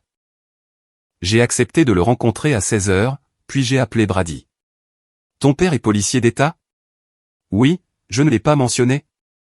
Il est à la police d'État depuis 20 ans. Il veut me parler de plaintes de harcèlement. Brady est resté silencieux un instant. Patron, je jure que je ne lui ai rien dit de nos conversations. Je sais que tu ne l'as pas fait, mais quelqu'un a déposé une plainte et maintenant je dois répondre à des questions à ce sujet. Vous voulez que je vienne avec vous? Non, mais merci. Je peux gérer ça tout seul. Le détective Morrison s'est avéré être une version plus âgée de Brady. Grand, large d'épaule et direct, comme les policiers des petites villes le sont généralement. Il m'a rencontré dans une petite salle de conférence au poste de police de Millfield et est allé droit au but. Monsieur Carter, je vais être honnête avec vous. J'ai entendu parler de votre situation par mon fils et je sympathise, mais j'ai aussi reçu des plaintes formelles de votre femme et de votre frère alléguant que vous les harcelez. Quel genre de harcèlement? Appels téléphoniques anonymes, les suivre en ville, faire des déclarations menaçantes en public. Ils demandent une ordonnance restrictive. Je me suis assis sur ma chaise et j'ai essayé de rester calme. C'était la fin de partie de Marc. Me faire arrêter ou du moins légalement m'empêcher de m'approcher d'eux. Cela me ferait passer pour le méchant et leur donnerait l'avantage moral dont ils avaient besoin pour reconstruire leur réputation. Détective Morrison, je n'ai fait aucun appel téléphonique anonyme à personne. Je n'ai suivi personne en ville, et la seule déclaration menaçante que j'ai faite en public était de dire à mon frère de rester loin de ma famille. Pouvez-vous justifier de votre emploi du temps ces derniers jours? Plus précisément, mardi et mercredi soir, lorsque certains de ces appels auraient eu lieu. Mardi soir, j'étais à la réunion du conseil municipal avec environ 50 témoins. Mercredi soir, j'étais à la maison avec ma fille, faisant des devoirs. Le détective Morrison a pris des notes dans un petit carnet. Votre fille peut le vérifier? Absolument. Qu'en est-il de vos relevés téléphoniques? Seriez-vous prêt à nous permettre de les examiner pour vérifier que vous n'avez pas passé d'appel à votre femme et à votre frère? Bien sûr. Il a semblé surpris de la rapidité avec laquelle j'ai accepté. La plupart des gens hésitent à remettre leur relevé téléphonique. La plupart des gens ont quelque chose à cacher. Ce n'est pas mon cas. Nous avons passé encore 20 minutes à examiner les détails des plaintes. Selon Nina et Marc, je les avais appelés à toute heure, raccrochant lorsqu'ils répondaient, jouant parfois des enregistrements de leurs conversations. Ils affirmaient que j'avais suivi Nina au travail et Marc sur divers chantiers. Ils disaient que j'avais fait des menaces voilées de me venger et de leur faire payer. Rien de tout cela n'était vrai, mais c'était assez plausible pour que quelqu'un puisse le croire. Monsieur Carter, je dois vous demander. Prévoyez-vous d'intenter une quelconque action contre votre femme et votre frère? Que voulez-vous dire? Je veux dire, prévoyez-vous de les blesser, d'endommager leurs biens, d'interférer avec leur vie de quelque manière que ce soit? J'ai réfléchi attentivement à cette question. Prévoyez-je de les blesser? Pas physiquement. Prévoyez-je d'endommager leurs biens? Pas exactement. Prévoyez-je d'interférer avec leur vie? Absolument. Détective, je prévois de divorcer de ma femme et de passer à autre chose. Au-delà de cela, je veux juste qu'il me laisse ma fille et moi tranquilles. Il a étudié mon visage un instant, essayant probablement de décider si je disais la vérité. Très bien, monsieur Carter, voici ce qui va se passer. Je ne vais pas déposer de charge pour le moment car je n'ai aucune preuve que vous ayez réellement fait quelque chose de mal. Mais je vais émettre un avertissement informel selon lequel vous devez rester loin de votre femme et de votre frère. Aucun contact, pas de suivi en ville, pas de passage devant leur maison ou leur lieu de travail. Ça me va très bien. Et si nous recevons d'autres plaintes, je devrais les prendre plus au sérieux. Entendu. J'ai quitté le poste de police avec l'impression d'avoir évité une balle, mais réalisant aussi que mes options étaient maintenant limitées. Si je faisais des mouvements manifestes contre Nina et Marc, ils prétendraient que je violais l'avertissement du détective et j'aurais de vrais problèmes. J'avais besoin d'une approche différente. Ce soir-là, je dînais avec Mel quand elle m'a posé des questions sur ma rencontre avec la police. Papa. Brady Morrison a appelé et a dit que son père voulait te parler. Tu as des problèmes? Non, ma chérie. Ta mère et l'oncle Marc ont déposé des plaintes qui n'étaient pas vraies, et le détective Morrison voulait juste entendre ma version de l'histoire. Quel genre de plainte? J'ai hésité. Mel avait 16 ans, assez vieille pour comprendre ce qui se passait, mais je ne voulais pas l'accabler de tous les détails laids. Ils ont affirmé que je les harcelais, que je faisais des appels téléphoniques, que je les suivais, ce genre de choses. Mel a reniflé. C'est ridicule. Tu as été avec moi tous les soirs cette semaine. Je sais. Le détective Morrison le sait aussi, maintenant. Alors, que se passe-t-il ensuite? Ensuite, nous passons à autre chose dans nos vies et les laissons gérer les leurs. Mais même en le disant, je savais que ce n'était pas vrai. Je n'étais pas prêt à passer à autre chose. Pas encore. Cette nuit-là, après que Mel soit allée se coucher, je me suis assis dans mon atelier et j'ai réfléchi à tout ce qui s'était passé. Nina et Marc avaient détruit mon mariage, m'avaient humilié devant toute la ville, et maintenant ils essayaient de me faire passer pour le méchant dans leur histoire. Mais ils avaient fait une erreur cruciale. Ils m'avaient sous-estimé. J'ai sorti mon téléphone et j'ai appelé quelqu'un à qui je n'avais pas parlé depuis des mois. Lisa, c'est Ellie Carter. Je me demandais si tu voudrais prendre un café un jour et parler de notre problème mutuel. Lisa m'a rencontré dans un dîner dans la ville voisine, loin du réseau de commérage de Millfield. Elle avait meilleure mine que la dernière fois que je l'avais vue, moins en colère, plus concentrée.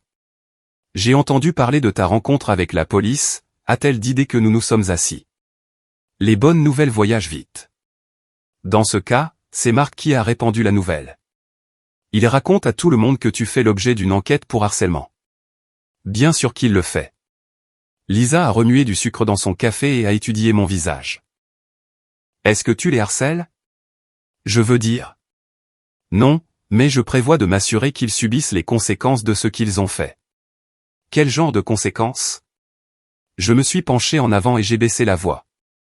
Lisa, qu'en dirais-tu de m'aider à donner à cette ville quelque chose dont parler vraiment? Que as-tu en tête?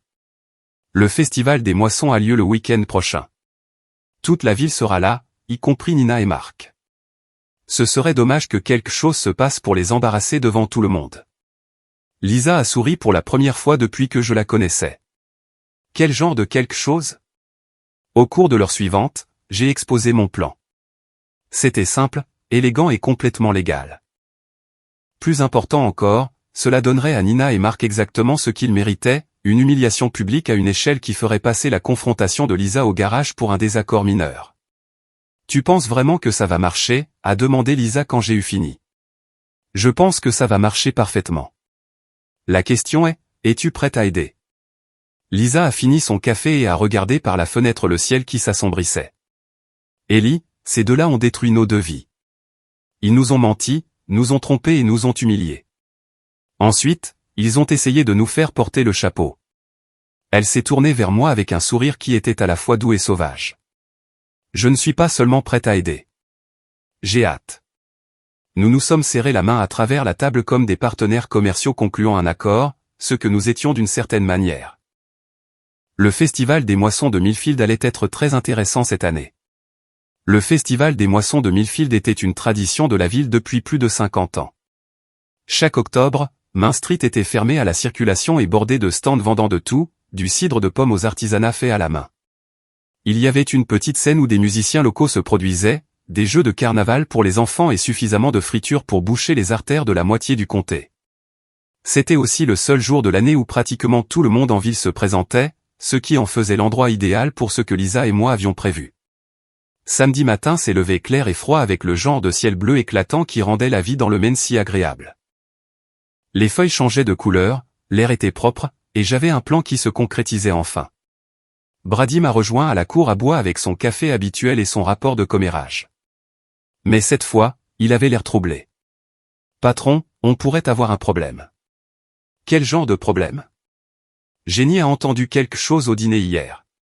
Mark raconte aux gens que vous l'avez menacé. Il dit que vous prévoyez de faire quelque chose de fou et que les gens devraient rester loin de vous. J'ai chargé une pile de 2x4 dans mon camion pendant que je traitais cette information. Mark essayait de me dépeindre comme le dangereux, le mari instable qui pourrait craquer à tout moment. Qu'a-t-il dit exactement que j'ai menacé de faire? Il n'est pas entré dans les détails, il a juste dit que vous agissiez bizarrement et que vous faisiez des menaces.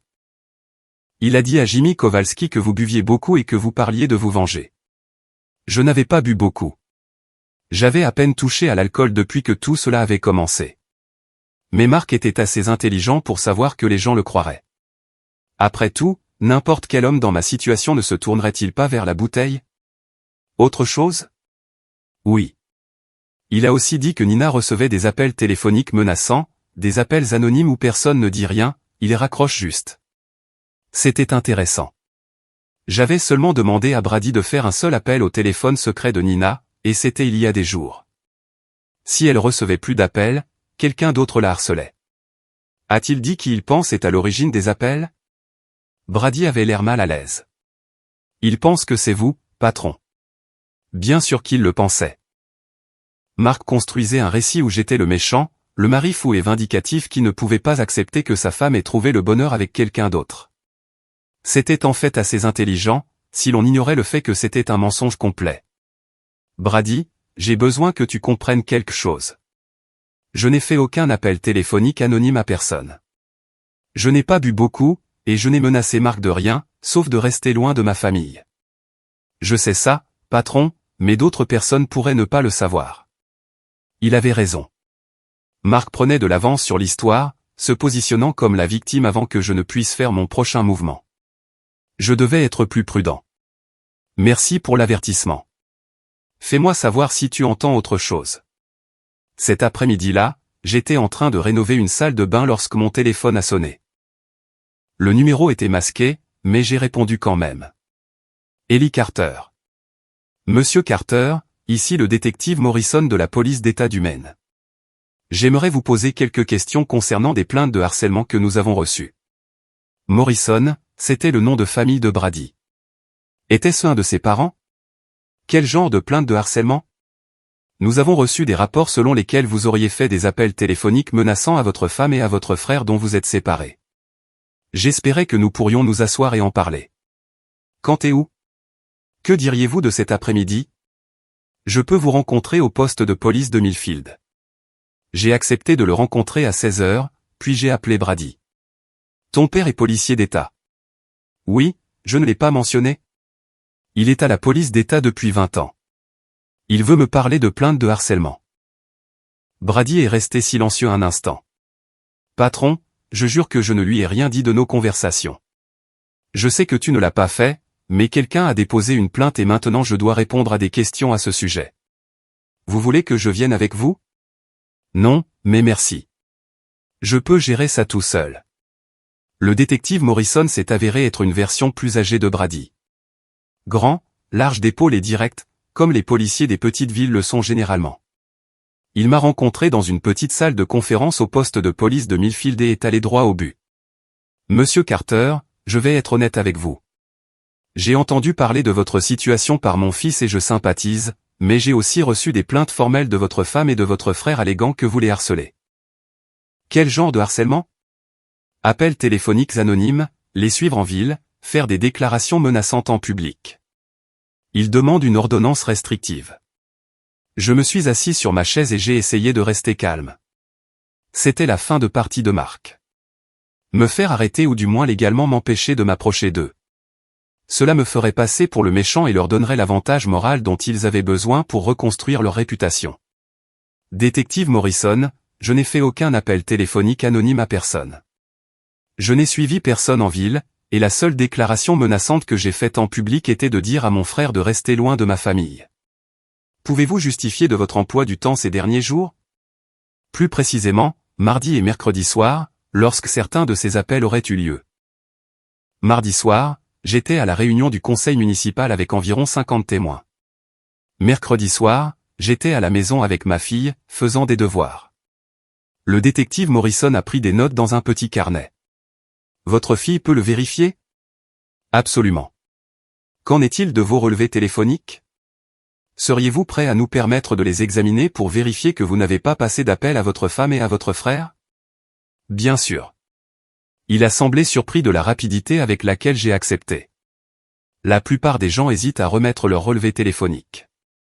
La plupart des gens ont quelque chose à cacher. Ce n'est pas mon cas. Nous avons passé encore 20 minutes à examiner les détails des plaintes. Selon Nina et Marc, je les avais appelés à toute heure, raccrochant lorsqu'ils répondaient, jouant parfois des enregistrements de leurs conversations. Ils affirmaient que j'avais suivi Nina au travail et Marc sur divers chantiers. Ils disaient que j'avais fait des menaces voilées de me venger et de leur faire payer. Rien de tout cela n'était vrai, mais c'était assez plausible pour que quelqu'un puisse le croire. Monsieur Carter, je dois vous demander. Prévoyez-vous d'intenter une quelconque action contre votre femme et votre frère? Que voulez-vous dire? Je veux dire, prévoyez-vous de les blesser, d'endommager leurs biens, d'interférer avec leur vie de quelque manière que ce soit? J'ai réfléchi attentivement à cette question. Prévoyais-je de les blesser? Pas physiquement.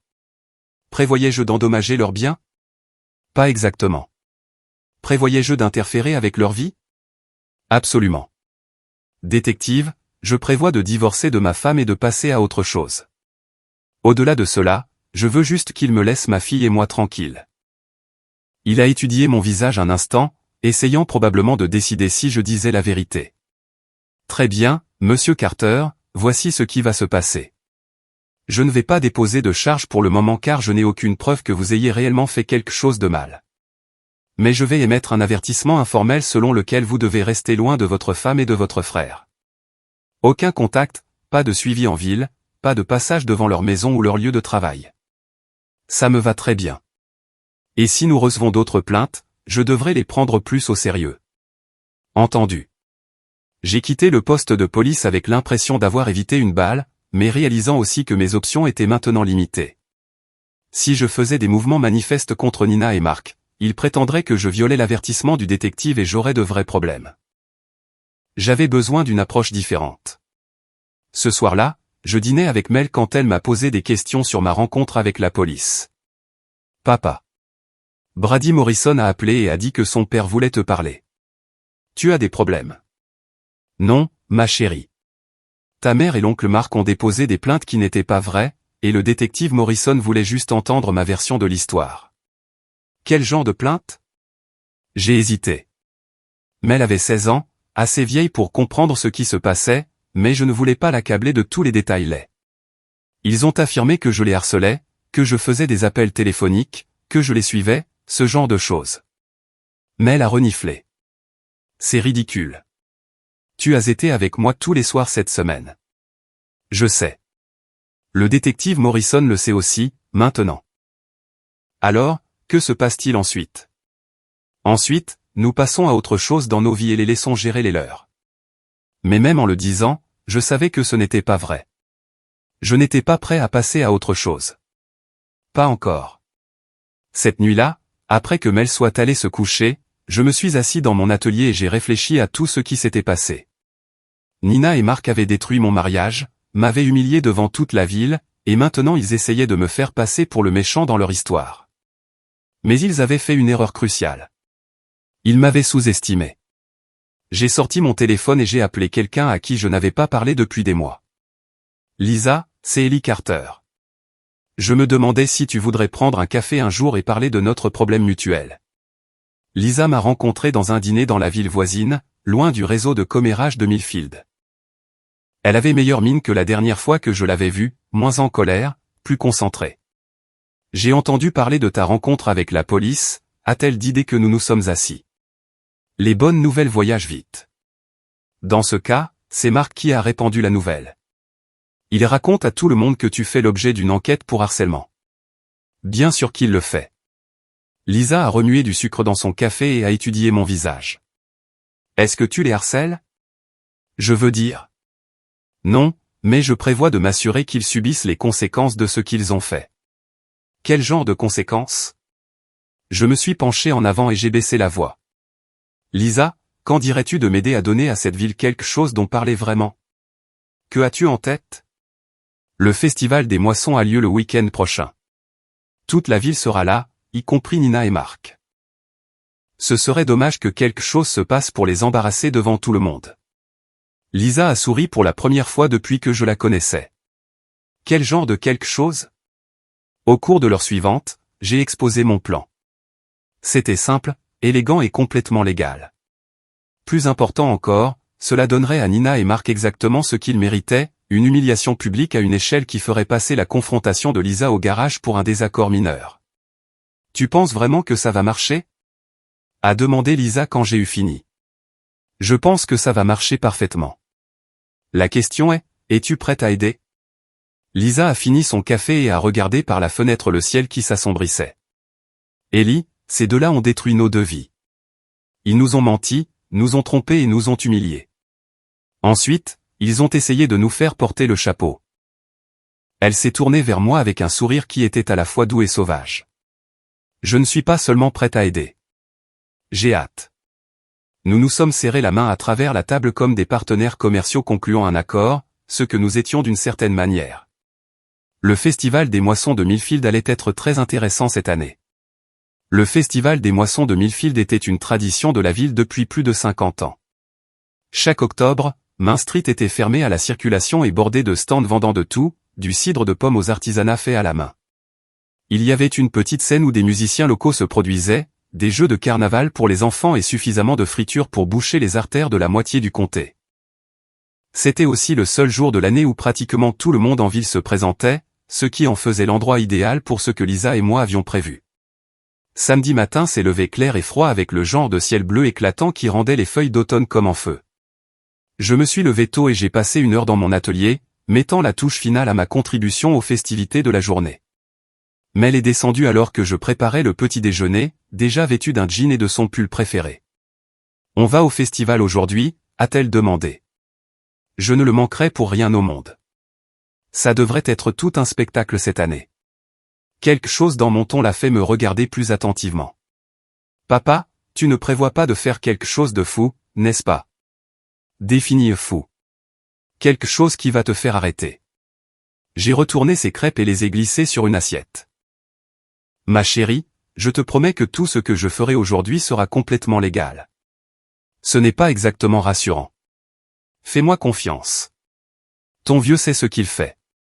Nous avons pris le petit déjeuner dans un silence confortable, puis j'ai chargé mon camion avec les articles que j'avais préparés pour le festival. Mel m'a aidé à tout sortir, bien qu'elle continuait à me lancer des regards suspicieux. « Papa, qu'est-ce qu'il y a dans les boîtes ? » « Juste quelques trucs pour le festival. » « Quel genre de trucs ? » « Le genre qui va faire de cette journée un jour dont les gens se souviendront longtemps.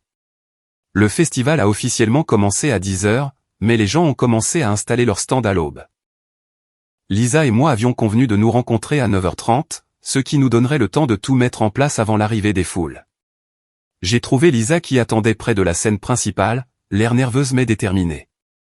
Elle portait une simple robe bleue et avait les cheveux tirés en queue de cheval, ce qui la faisait paraître plus jeune et plus vulnérable qu'elle ne l'était en réalité. « Es-tu prête pour ça ?» ai-je demandé. « Aussi prête que je le serai jamais. »« Tu as apporté tout ce qu'il fallait ?»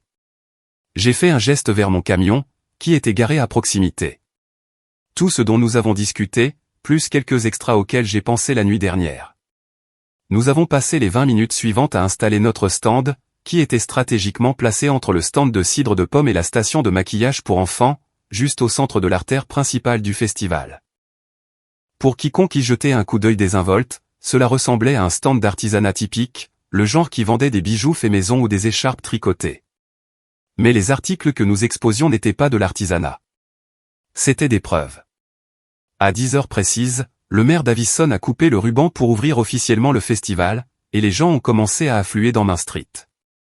Les familles avec de jeunes enfants se dirigeaient vers les jeux de carnaval. Les adolescents se regroupaient autour des camions de nourriture et les résidents plus âgés se dirigeaient vers les stands d'artisanat et la musique live. Lisa et moi avons attendu patiemment derrière notre table, saluant les voisins et bavardant tout en surveillant nos cibles. Nina est arrivée en premier vers 10h30, portant une robe ample qui ne cachait pas sa grossesse grandissante. Elle était seule, ce qui m'a surpris. Je m'attendais à ce qu'elle arrive avec Marc.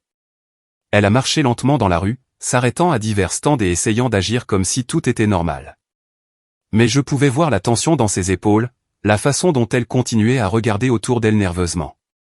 Elle savait que tout le monde la regardait, se demandant ce qu'elle allait faire maintenant que son aventure avait été exposée. Marc est arrivé 20 minutes plus tard, et il n'était pas seul. Il était avec Jenny Patterson, une serveuse d'une vingtaine d'années du dîner qui était divorcée depuis environ 1 an. Ils se tenaient la main et riaient de quelque chose qu'elle avait dit, jouant la comédie d'être heureux ensemble. Je devais admirer la stratégie de Marc. En se présentant avec une autre femme, il envoyait un message clair que sa relation avec Nina n'avait été rien de plus qu'une aventure temporaire. Il passait déjà à autre chose, laissant Nina gérer les conséquences toute seule. « Salopard » a murmuré Lisa à voix basse. « Patience » ai-je dit. « Laissons-les se sentir à l'aise d'abord. » Nous avons regardé Nina apercevoir Marc et sa nouvelle petite amie. Même à 15 mètres, je pouvais voir le choc et la douleur sur son visage. Elle s'était probablement attendue à ce qu'il la soutienne, peut-être même qu'il fasse une sorte de déclaration publique de leur relation. Au lieu de cela, il exhibait sa nouvelle conquête devant toute la ville. Nina a commencé à marcher vers eux, prévoyant probablement de confronter Marc au sujet de sa trahison de leur trahison. Mais elle n'est jamais allée aussi loin, car c'est à ce moment-là qu'elle a remarqué notre stand. J'avais passé des heures la nuit précédente à créer un étalage qui avait l'air professionnel et légitime. Il y avait une grande bannière qui disait la vérité sur les valeurs familiales, et en dessous se trouvaient des dizaines de photographies, de documents et de matériaux imprimés disposés sur des chevalets et des tableaux d'affichage. Pour quelqu'un qui passait rapidement, cela aurait pu ressembler à une organisation civique faisant la promotion de la thérapie familiale ou de l'éducation au mariage. Mais quiconque s'arrêtait pour regarder de plus près réalisait que tous les documents concernaient Nina et Mark. Il y avait des photographies d'eux ensemble au restaurant et au motel, des copies imprimées des messages de téléphone secrets de Nina, des relevés bancaires montrant les paiements de Mark pour des chambres d'hôtel, et même une chronologie documentant la progression de leur aventure. Mais la pièce maîtresse de l'exposition était un grand panneau intitulé l'Arbre généalogique Carter, qui montrait les relations entre toutes les parties impliquées. Nina et Ellie mariés depuis 15 ans. Mark et Lisa divorcés après 10 ans de mariage. Et puis, en encre rouge, les liens qui avaient tout détruit. L'aventure de Nina et Mark, la grossesse de Nina et les dates auxquelles divers mensonges avaient été dits à diverses personnes. C'était dévastateur, exhaustif et complètement factuel. Nina s'est arrêtée devant notre stand comme si elle avait heurté un mur de verre. Son visage est devenu blanc, puis rouge, puis à nouveau blanc alors qu'elle traitait ce qu'elle voyait. « Qu'est-ce que c'est » a-t-elle murmuré. « C'est la vérité » a dit Lisa agréablement. Nous pensions que les gens devraient avoir accès à des informations précises sur ce qui s'est réellement passé. Vous ne pouvez pas faire ça. C'est du harcèlement. En fait, non, ai-je dit. C'est la liberté d'expression. Tout ici est factuellement exact et documenté. Nous ne faisons aucune fausse déclaration ni ne répandons de rumeurs. Nous présentons juste les faits de manière organisée. Nina a regardé autour d'elle désespérément, espérant probablement que quelqu'un interviendrait et nous ferait taire. Mais la foule qui se rassemblait autour de notre stand semblait plus intéressée par l'examen de nos documents que par le fait de l'aider. « Oh mon Dieu !» a dit Madame Peterson, qui habitait à 2 rues de nous. « Nina, est-ce que tout cela est vrai ?»« Ce n'est pas ce que ça a l'air, » a balbutié Nina. « Ça a l'air d'être le fait que tu trompes ton mari avec son frère depuis des mois, » a dit une autre voix dans la foule. « Et tu es tombée enceinte, » a ajouté quelqu'un d'autre. Pendant que Mark disait à son ex-femme qu'il voulait se remettre avec elle, a ajouté Lisa utilement. La foule devenait plus grande maintenant, et les gens commençaient à prendre des photos de notre étalage avec leur téléphone. À l'ère des médias sociaux, l'humiliation de Nina et Mark ne se limiterait pas aux personnes qui se trouvaient au festival. Elle serait partagée avec les amis et la famille à travers l'État en quelques heures. C'est illégal, a dit Nina. Mais sa voix manquait de conviction. Qu'y a-t-il d'illégal là-dedans, a demandé le détective Morrison, qui était apparu au bord de la foule. On dirait juste un tas de documents et de photographies pour moi. Il me harcèle. Le détective Morrison a examiné attentivement notre étalage, lisant plusieurs des documents et étudiant les photographies. Madame, le harcèlement implique un comportement menaçant ou intimidant. Cela semble être des informations factuelles présentées dans un forum public. Tant que tout ici est vrai et qu'ils ne font pas de menaces, ils ont le droit de l'afficher. Mais c'est embarrassant. Ce n'est pas contraire à la loi. À ce moment-là, Mark avait remarqué l'agitation et se frayait un chemin à travers la foule pour voir ce qui se passait. Quand il a vu notre étalage, son visage a subi les mêmes changements de couleur que celui de Nina. « Qu'est-ce que c'est que ça ?» a-t-il exigé. « C'est une annonce de service public, ai-je dit. Nous pensions que les gens devraient connaître la vérité sur le genre d'homme que vous êtes vraiment. » Mark a commencé à dire quelque chose, mais il a ensuite remarqué combien de personnes regardaient et écoutaient. Quoi qu'il ait prévu de dire, il a changé d'avis. « Vous êtes tous les deux fous, » a-t-il dit à la place. « Le sommes-nous » Lisa est sortie de derrière la table et a fait face à son ex-mari. « Mark, tu m'as dit que tu voulais te remettre avec moi. Tu as dit que ton aventure avec Nina était terminée. Tu as dit que tu avais fait une erreur et que tu voulais réparer notre mariage. » Lisa. Mais pendant tout ce temps où tu disais ça, tu couchais toujours avec elle.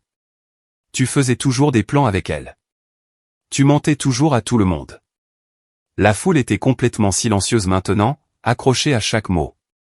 Et Nina. Lisa s'est tournée vers ma femme. Tu es venu me voir la semaine dernière et tu m'as dit que tu étais désolé pour le malentendu. Tu as dit que Mark t'avait dit que notre mariage était vraiment terminé et que tu pensais l'aider à passer à autre chose. J'essayais de. Tu essayais de te sentir mieux à propos du fait de coucher avec le mari d'une autre femme, mais tu n'étais pas désolé pour l'aventure. Tu étais désolée d'avoir été prise. Ce n'est pas vrai. N'est-ce pas? Je me suis avancé, brandissant un des messages de Nina. Parce que selon ce message que tu as envoyé à Marc il y a 3 jours, tu as dit, et je cite, « J'aimerais que nous ayons été plus prudents. Nous aurions pu continuer ça pendant des années si Lisa ne l'avait pas découvert. » La foule a halté. Quelqu'un à l'arrière a dit, « Merde. » Le visage de Nina s'est froissé. « Ellie, s'il te plaît. » « S'il te plaît quoi? »« S'il te plaît, fais semblant que cela n'est jamais arrivé. S'il te plaît, élève le bébé de ton petit ami et agis comme si tout allait bien. S'il te plaît, laisse-toi et Marc me faire passer pour un idiot pour le reste de ma vie. Je n'ai jamais voulu que ça aille aussi loin, mais c'est allé aussi loin.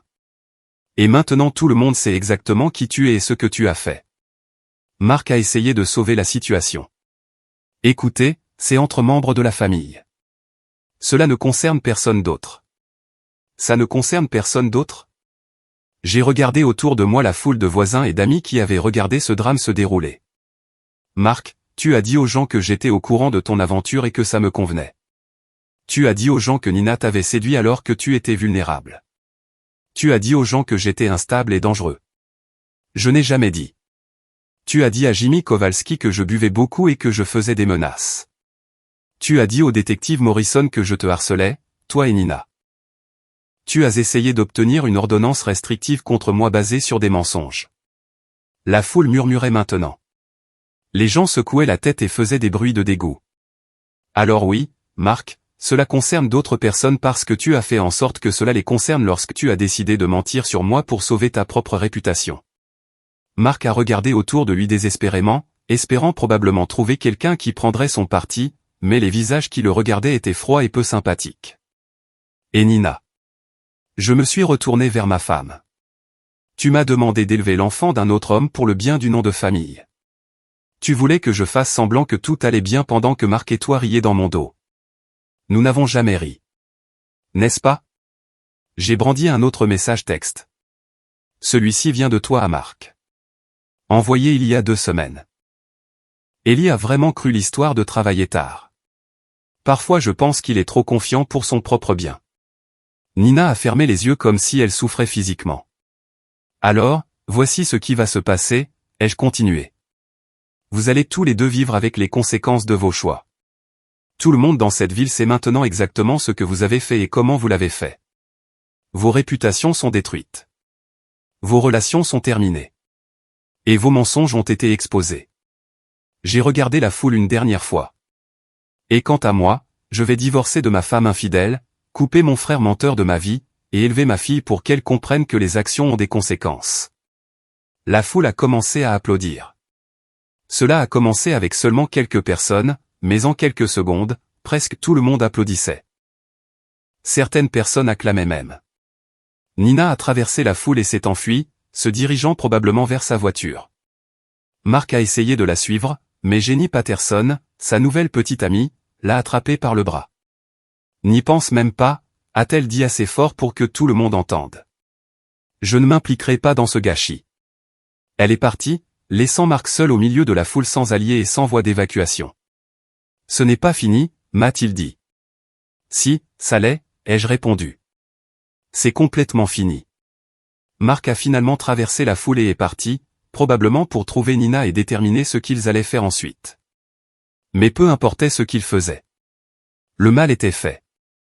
Lisa et moi avons passé le reste de l'après-midi à notre stand, répondant aux questions et acceptant les félicitations de personnes qui nous connaissaient depuis des années. L'histoire de notre confrontation publique s'est répandue dans le festival comme une traînée de poudre. Et en soirée, tout le monde à Millfield savait exactement ce qui s'était passé. Alors que nous rangions nos affaires, Lisa m'a regardé avec un sourire satisfait. « Penses-tu que c'était suffisant ?» a-t-elle demandé. J'ai pensé à Nina, probablement en pleurs dans sa chambre de motel, faisant face à la réalité qu'elle avait perdu son mari, sa fille, son emploi et sa réputation, tout cela pour un homme qui l'avait largué dès que les choses se sont compliquées. J'ai pensé à Marc, qui avait découvert que sa nouvelle petite amie ne voulait rien avoir à faire avec lui une fois qu'elle avait compris quel genre de personne il était vraiment.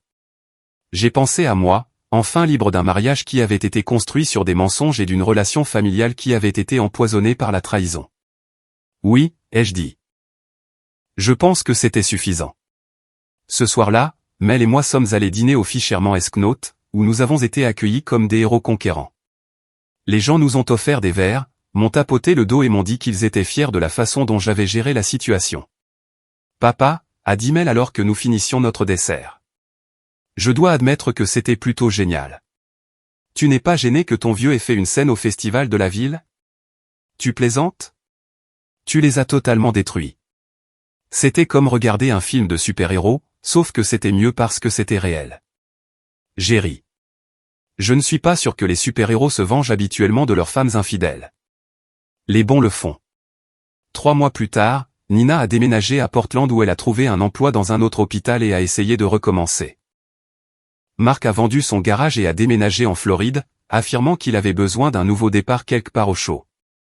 Je n'ai revu ni l'un ni l'autre, et cela me convenait parfaitement. Mel et moi nous sommes installés dans notre nouvelle vie ensemble, et j'ai découvert qu'être un père célibataire était en fait plus facile que d'être marié à quelqu'un en qui je ne pouvais pas avoir confiance. Mon entreprise de menuiserie a prospéré, en partie parce que les gens de la ville respectaient la façon dont j'avais géré ma crise personnelle, et en partie parce que j'avais enfin le temps et l'énergie de me concentrer sur mon travail au lieu de m'inquiéter de ce que ma femme faisait dans mon dos. Lisa et moi sommes devenus amis. De vrais amis, pas seulement des alliés dans la vengeance.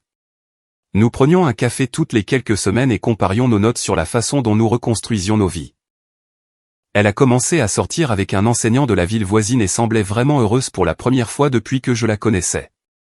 Quant à moi, j'étais content de me concentrer sur ma fille et mon travail. Peut-être qu'un jour je serai prêt à faire confiance à nouveau à quelqu'un, mais pour l'instant, j'avais tout ce dont j'avais besoin. Le festival des moissons de Millfield est devenu un rappel annuel du jour où j'avais finalement défendu ma cause et refusé d'être le dindon de la farce de qui que ce soit. Les gens en parlaient encore des années plus tard, généralement avec un mélange d'admiration et de respect. Et chaque octobre, lorsque les feuilles devenaient rouges et or, et que l'air devenait vif, je me souvenais de la satisfaction de regarder 2 personnes qui m'avaient trahi faire face aux conséquences de leur choix devant toute la ville. Cela en valait la peine.